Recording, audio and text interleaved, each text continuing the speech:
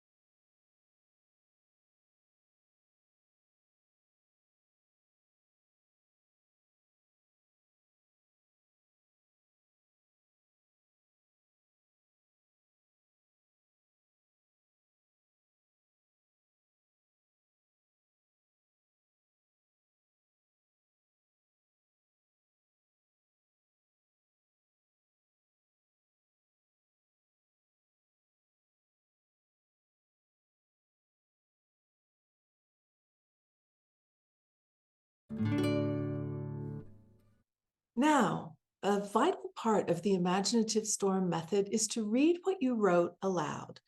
Even if there's nobody else in the room, read it aloud and connect yourself to these words that you wrote. So put us on pause while you do that.